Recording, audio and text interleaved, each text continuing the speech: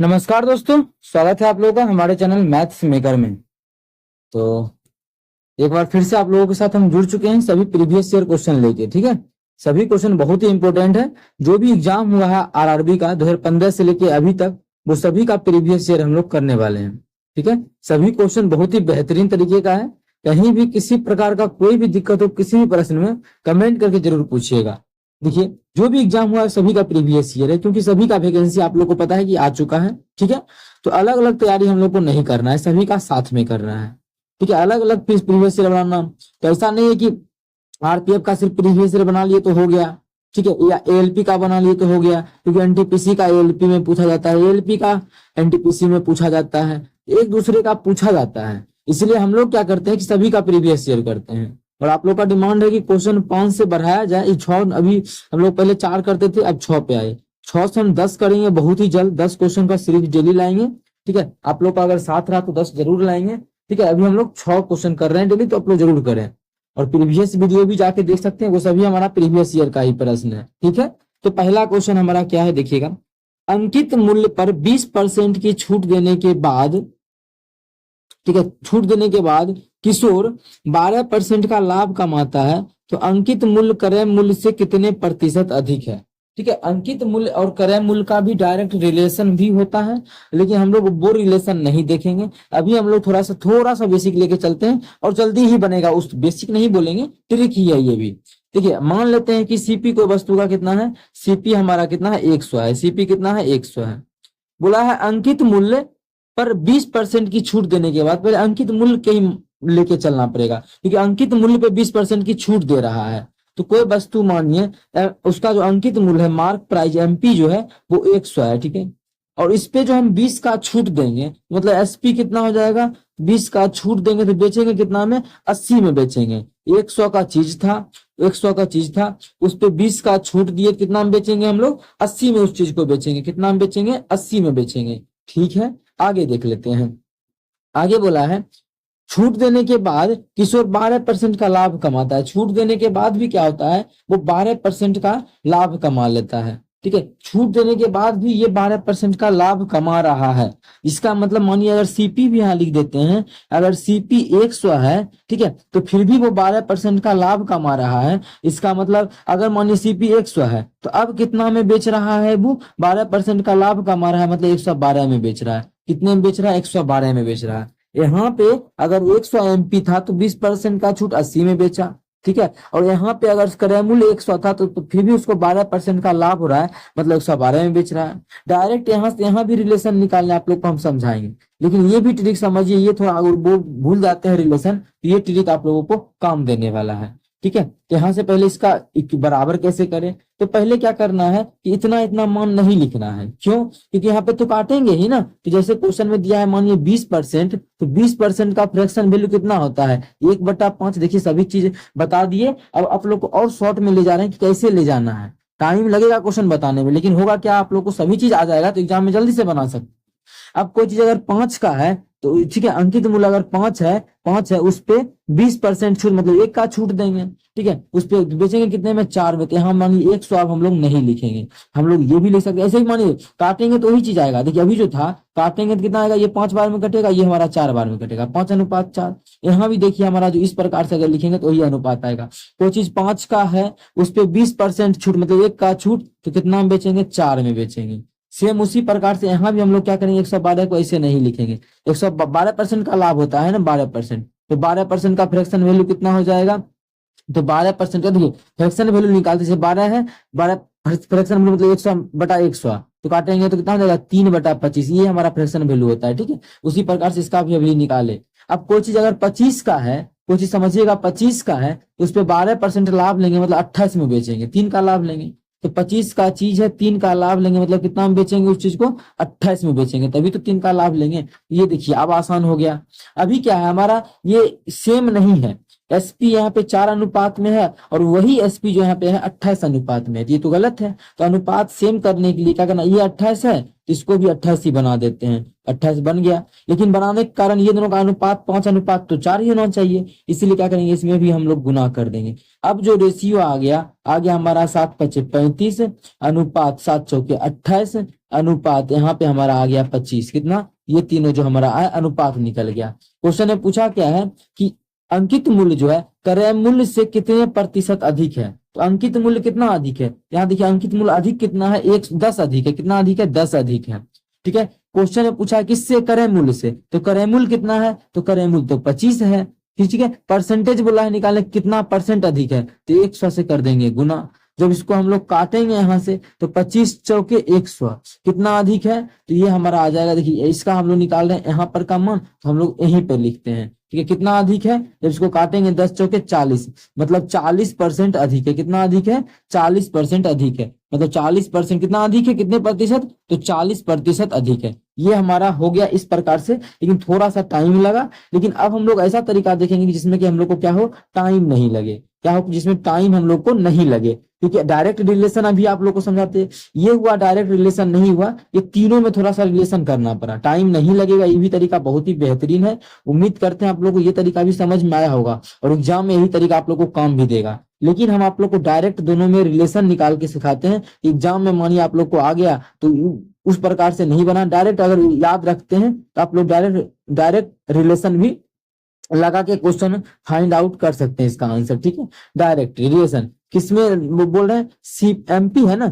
MP और CP में direct relation क्या होता है, देखिए ये एमपी है और ये हमारा सीपी है, मतलब मार्क प्राइज और कॉस्ट प्राइज, मतलब अंकित मूल्य और क्रय मूल्य, इस दोनों में डायरेक्ट आप लोगों को हम क्या कर रहे हैं कि रिलेशन बता रहे हैं। इस दोनों में डायरेक्ट रिलेशन की किस प्रकार से क्या होता है देखिएगा।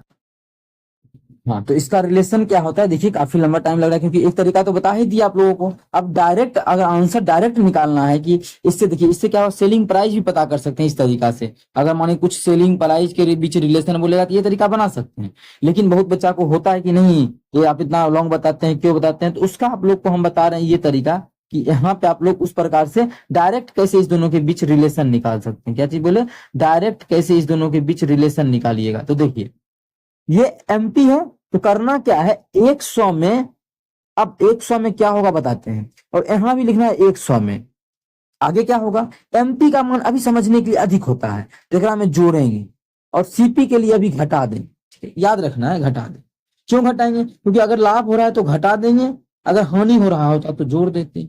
ठीक है, अब बोल रहा है क्वेश्चन में कितने का हो रहा है लाभ, 20% का, कितने का लाभ हो रहा है, 20% का, सॉरी 12% का लाभ कमाता है, छूट देने के बाद भी 12% का लाभ कमाता है। तो इसका जो लाभ हो रहा है, लाभ तो क्रय मूल्य पे देखते हैं, बस उल्टा उसका इसमें जोड़ देना है।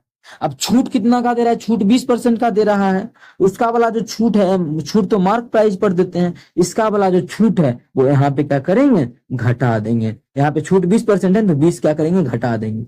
याद रखना है, इसका वाला छूट हो रहा है तो घटा देंगे, किसमें, सीपी में, लेकिन घटाएंगे, और लाभ हो रहा है तो जोड़ देंगे, किसमें, एमपी में जोड़ेंगे। ठीक है, अब इसको जोड़ेंगे तो हमारा हो जाएगा डायरेक्ट ये 112 और ये घटाएंगे तो 80 हो जाएगा डायरेक्ट। क्वेश्चन में क्या बोला है कि कितना अधिक है, कौन सी, ये अंकित मूल्य क्रय मूल्य से कितना अधिक है, तो बिना काटे डायरेक्ट कितना अधिक है, कितना अधिक है, जो अंकित मूल्य कितना अधिक है, तो देख रहे हैं हम लोग यहाँ से तो अधिक दिख रहा है, तो ये 20 कितना अधिक हो रहा है,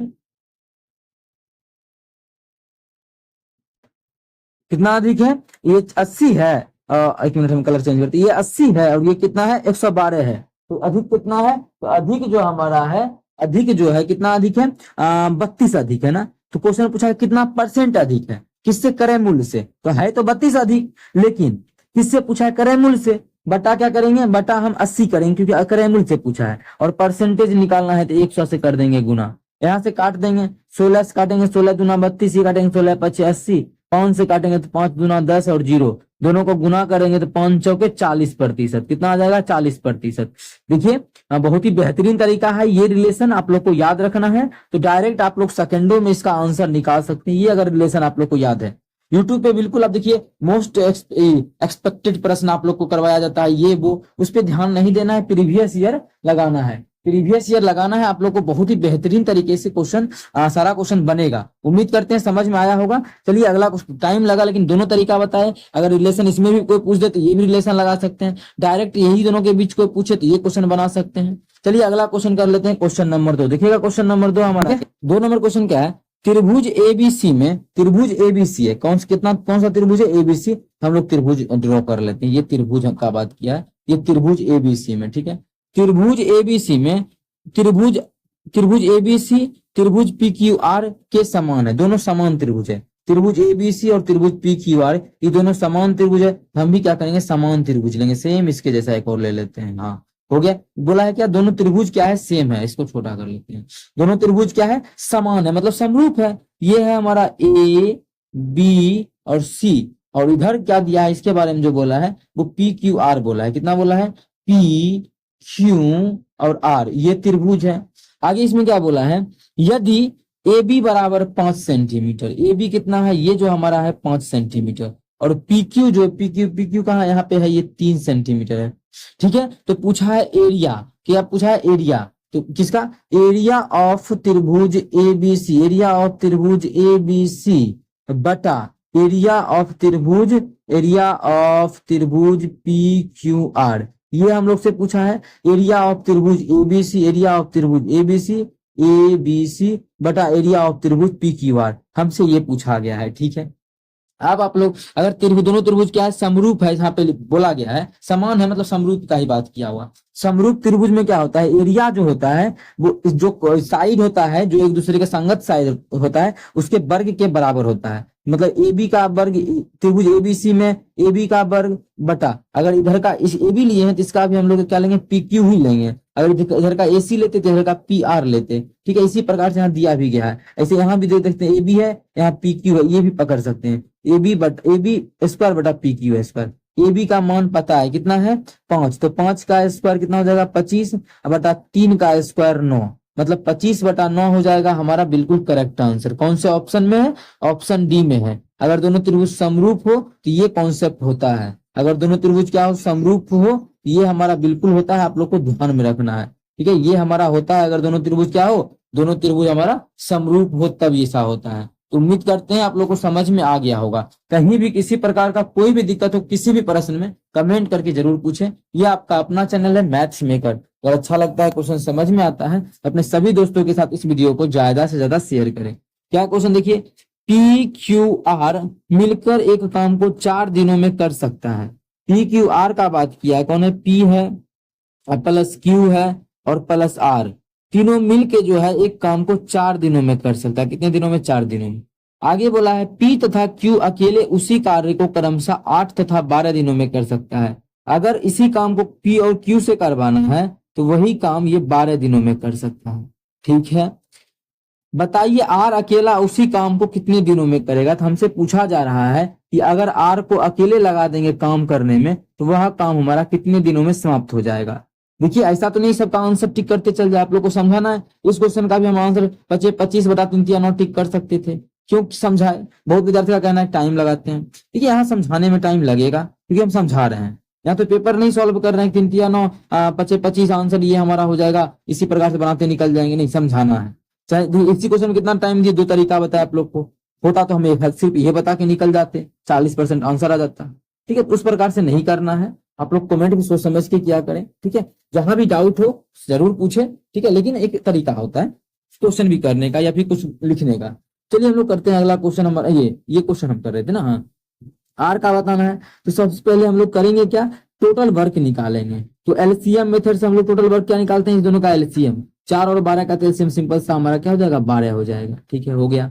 12 का मल्टीपल कुछ भी मानो, तुम्हारा जो मन करे। इसी में हम लोग देखते हैं पी क्यू आर जो है वो 4 दिनों में सब काम कर लेता है, बोला 4 दिनों में कर सकता है। अच्छा 4 दिनों में कर सकता है तो 1 दिनों में कितना करेगा, 4 दिन में 12 काम, तो 1 दिन में 3 काम करेगा। सेम उसी प्रकार से 12 दिन में 12 काम, 1 दिन में मतलब इसको काटेंगे तो 1 दिन में 1 हिस्सा काम आएगा, कितना, 1 हिस्सा काम। अब देखिए हमें निकालना है आर का, ठीक है। अगर इस दोनों को घटाते हैं तो पी से पी खत्म, आर का निकालना है तो पी से पी खत्म, क्यू से क्यू खत्म, बच कौन जाएगा, आर बच जाएगा।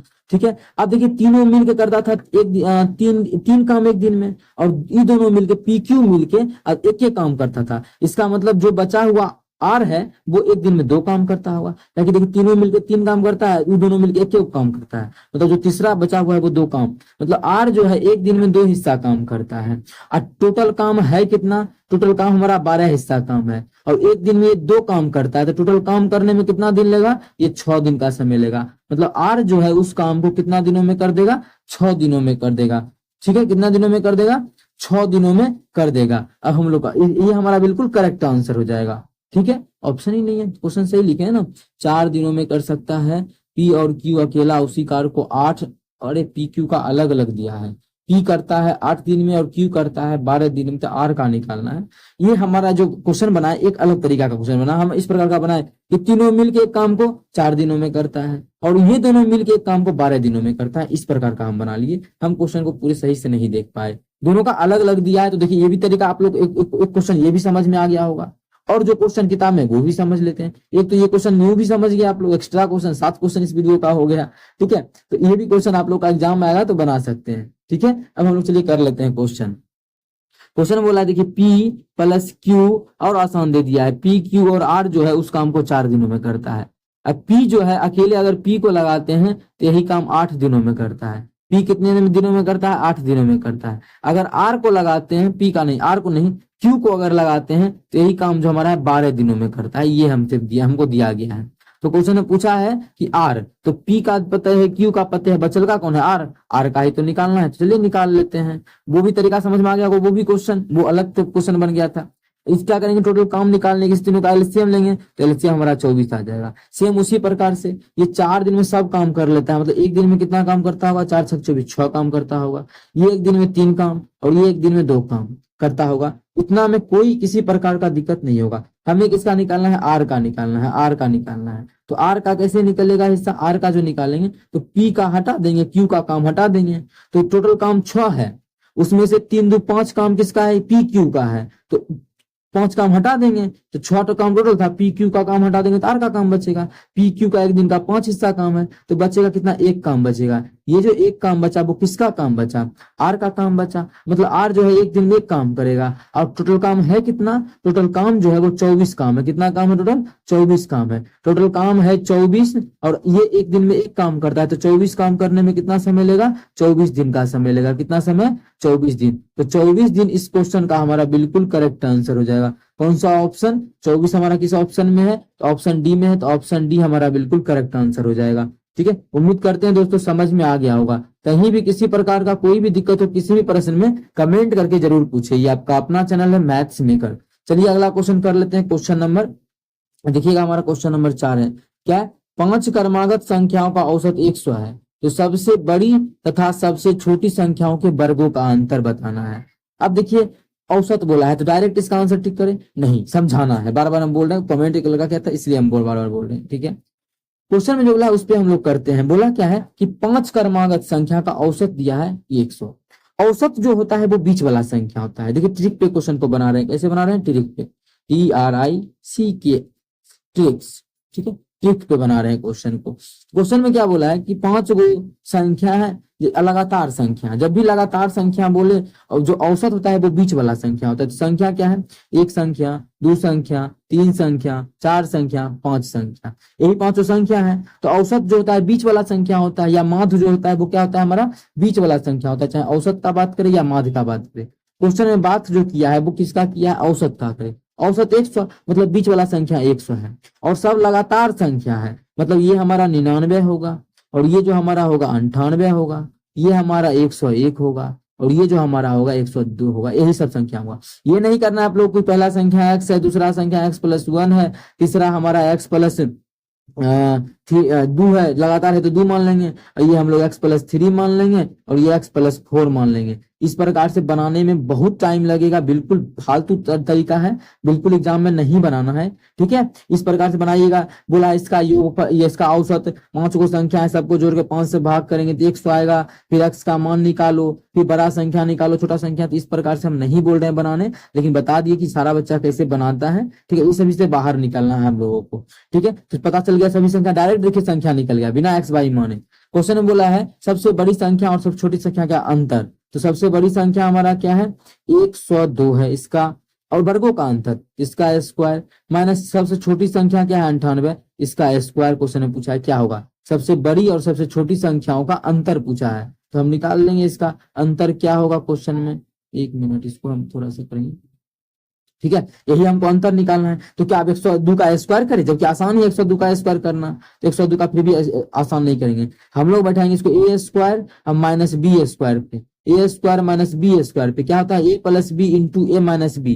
ए प्लस बी का मतलब 102 प्लस 98, ए प्लस बी इंटू क्या हो जाएगा ए माइनस बी, 102 माइनस 98।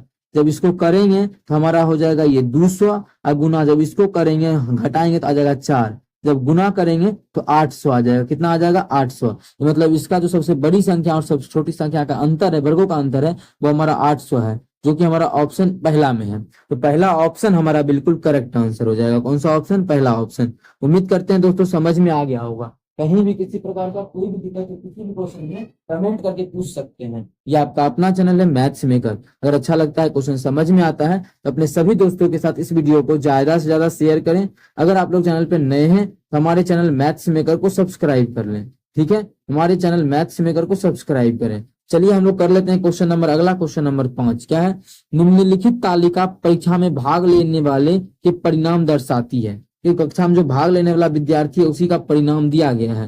उत्तीर्ण छात्रों का प्रतिशत कितना है, तो कितना प्रतिशत उत्तीर्ण छात्रों का है। देखिए टोटल कितना छात्र पास हुआ है 150 छात्र, अब फेल हुआ है 100 छात्र, तो कुल विद्यार्थी कितना होगा। टोटल विद्यार्थी का अगर हम बात करें तो कुल कितना विद्यार्थी होगा इस स्कूल में, कॉलेज में जो भी है, टोटल 250 विद्यार्थी होगा, ठीक है। पूछा है पास कितना परसेंट किया है, पास कितना प्रतिशत किया है, तो पास कितना किया है 150 किया है, तो परसेंटेज कितना पास किया हमको ये बताना है, कितना परसेंट पास किया है। तो टोटल तो है कितना, टोटल हमारा 250 विद्यार्थी है, इसमें से पास 250 है, इसमें से पास कितना किया है, पास 150 किया है, तो 150 परसेंटेज निकालना है तो कर देंगे 100 से गुना, कट जाएगा हमारा 0 से 0 काटेंगे 25 चौके 100, दोनों का गुना करेंगे 1500 के 60, मतलब 60% विद्यार्थी जो है वो क्या कर गया है, पास कर गया है। ऑप्शन बी में है, तो ऑप्शन बी हमारा बिल्कुल करेक्ट आंसर हो जाएगा।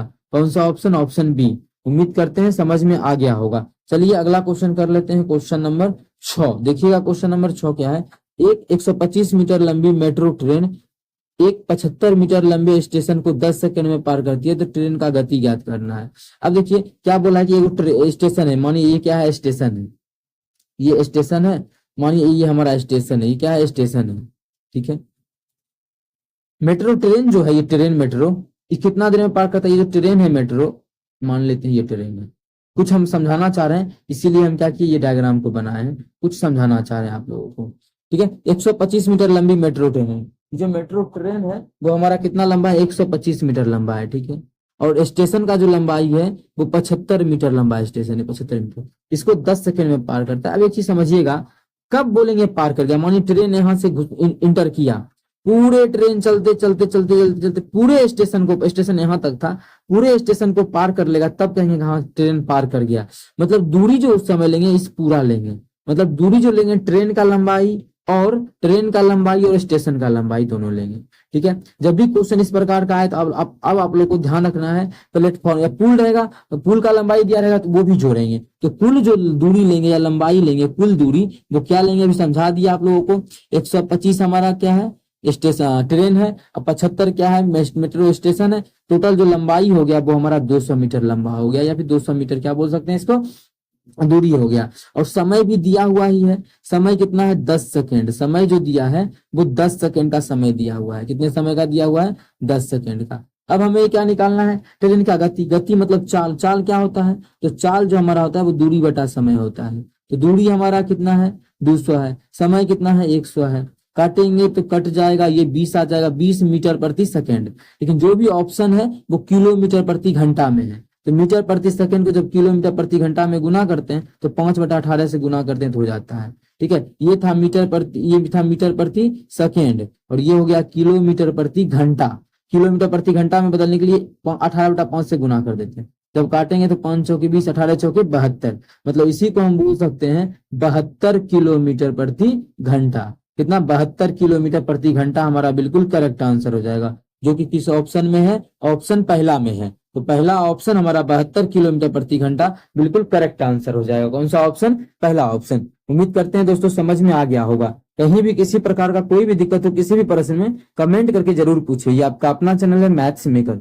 चलिए मिलेंगे नेक्स्ट वीडियो में इसी प्रकार का बेहतरीन क्वेश्चन लेके, ठीक है। ये सभी प्रीवियस ईयर जितना भी एग्जाम हुआ है सभी के बीच 2015 से लेकर 2024 के बीच वो सभी का प्रीवियस ईयर आप लोग के सामने आता है डेली। चलिए जरूर देखा करें। Thank you.